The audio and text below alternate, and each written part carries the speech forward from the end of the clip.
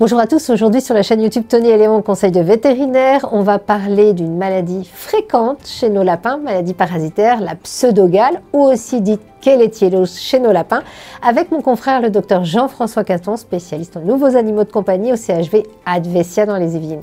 Surtout, n'hésitez pas à nous mettre un petit commentaire, un petit pouce, likez, partagez si vous aimez et allez à tout de suite, générique.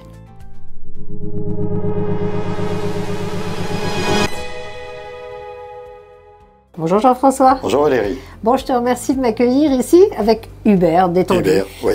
Oui, tout à fait. Bon, Hubert, il a l'air très bien, pas de problème de santé, pas a priori. Je confirme. Il a l'air très très bien. Mais on va parler de la pseudogale. Et pourtant, tu me disais que la pseudogale, c'est très fréquent chez nos lapins, comme maladie parasitaire, mais parfois tu as beaucoup d'asymptomatiques. Écoute, par exemple, Hubert, il a peut-être, alors c'est des kellettiels, Ouais. les parasites, les acariens. Hubert, il a peut-être des kellettiels sur lui, mais il vit avec ça très bien, il n'y en a pas beaucoup, et donc on s'en fiche. Parce que vouloir absolument éradiquer les kellettiels, les quelques kellettiels qu'il y a sur chaque lapin, ça n'a pas de sens, ça ne servirait à rien. Ce serait utiliser beaucoup d'anti-acariens, d'antiparasitaires, alors que le lapin vit, tu vois, enfin, Ah bah là, je vois pas de pellicule en tout cas. Si ça se trouve, il en a zéro. Mais, Ouais. et si on passait tout au microscope, peut-être qu'on trouverait quelques œufs, mais c'est pas un problème. Hein. Donc c'est déjà une chose à relativiser. Oui, mais alors Jean-François, là je regarde Hubert, je vois pas de pellicule, très beau pelage en plus. Non, tout tu doux. regardes bien. Hein, oui. Impeccable, hein, comme ça, hein, Oui, un oui. rebrousse-poil. Ouais. Comment, qu'est-ce qui explique que ça se déclenche? Il y a des facteurs qui sont déclencheurs? Oui. En fait, c'est toujours pareil. C'est une histoire de pression du parasite et de réponse immunitaire. Si tu as un système immunitaire qui fonctionne, mais une pression parasitaire importante, avec un lapin qui a 6 copains qui ont des kellettiels importantes, ben le système immunitaire, même s'il fait correctement son boulot, il va être débordé. Et si tu as un système immunitaire qui ne fonctionne pas bien, et ça arrive chez certains lapins que je suis obligé de traiter, notamment avec de la cortisone pour certaines tumeurs, ça marche très très bien, le lapin va beaucoup mieux, mais j'ai une baisse immunitaire et là apparaissent des pellicules à cet endroit-là. Oui, Tu vois, c'est ça. Oui, tout à fait. Alors, c'est Kellettiel, de ce dont je me souviens de mes cours de parasito. T'en as chez le chat, Ouais. t'en as chez le chien, t'en as chez le lapin. Il y a un risque qu'ils se contaminent entre eux ou pas, finalement? Oui, alors en théorie oui, en pratique Non. j'ai jamais vraiment vu de problème. Sauf si le lapin a beaucoup de pellicules, beaucoup de kellettiels. À ce moment-là, c'est facile de le voir, parce que tu vois, je prends... Allez, tiens, viens petit chou. Tiens. Toc. Tu vois, il suffit de prendre... Alors, on regarde comme ça, mais on ne les voit pas à l'œil nu. Hein. Donc, poc, tu prends un petit peu de poil comme ça, tu vois, tu mets ça sur ta une lame. lame, comme ça, et tu mets ça comme ça, et tu pars regarder au microscope. Microscope, ouais. Au microscope, qu'est-ce que tu vas voir? Souvent pas de parasites, c'est rare. C'est pas la peine de racler non plus, parce que les parasites ils sont sur les poils. Mais ce que tu vas voir à tous les coups, c'est des œufs, des lentes. Ah oui, Oui, ça tu peux pas les rater. Tu vois? D'accord. Donc c'est un examen qui est Ah vraiment ouais. tout simple. ouais. Il suffit d'avoir un petit microscope, l'œil un peu exercé, et tu vois s'il y a des kellettiels ou pas. Mais alors, à quel moment tu penses qu'il faut s'alerter? Parce que là, qu'on voit quelques lentes, comme tu disais, c'est pas dramatique. Non. Mais à quel moment tu dois t'alerter? Parce que j'imagine c'est quand tu as beaucoup de pellicules sur ton lapin. C'est quoi le risque pour le lapin s'il a beaucoup de pellicules?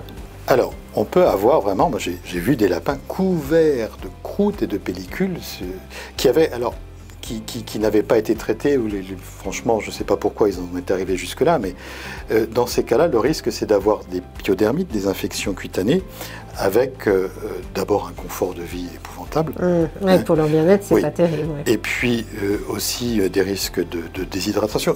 À partir du moment où la barrière cutanée est altérée, tu peux avoir infection générale, tu peux avoir déshydratation, tout ça. Donc c'est rarissime, mais ça arrive. Et puis au-delà de l'aspect bien-être de l'animal, qui est le critère numéro 1 pour nous, il y a aussi l'aspect esthétique et hygiénique, parce que c'est oui. quand même pas terrible. Enfin, tu nous as partagé quelques photos, ça peut être quand même assez impressionnant. Oui, ça peut être très impressionnant. Et puis quand il y en a beaucoup, faut éviter quand même de garder son lapin contre soi tout le temps, parce Oui. que...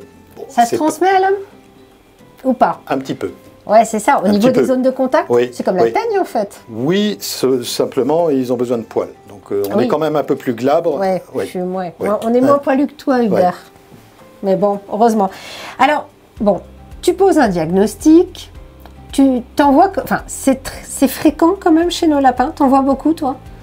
Oui, alors je vois beaucoup, oui écoute, comme je te dis, de symptomatiques, oui j'en vois, je vois 10-15 lapins par jour, donc, et là-dessus, je dois en voir une par mois, tu vois, pour te donner une... D'accord. C'est pas nul quand même, on en voit. Ouais, t'en vois.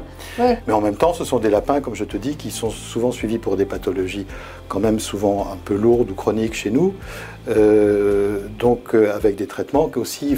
Qui font baisser leur système immunitaire. Et puis leur maladie aussi baisse le système. Encéphalitoson cuniculi, je crois que je vais en parler à chaque... On retrouve tout le temps, celui-là. Il a aussi... ce qu'il fait aussi, c'est qu'il fait baisser l'immunité. Donc au bout d'un moment, avec l'âge, avec encéphalitoson cuniculi, on peut avoir apparition de pellicule. Oui, bien sûr. Oui. Donc je vous invite à revoir cet épisode tourné avec Jean-François Quinton, justement sur encéphalitoson cuniculi. Je pense que si vous nous suivez régulièrement, vous verrez qu'on le cite assez fréquemment.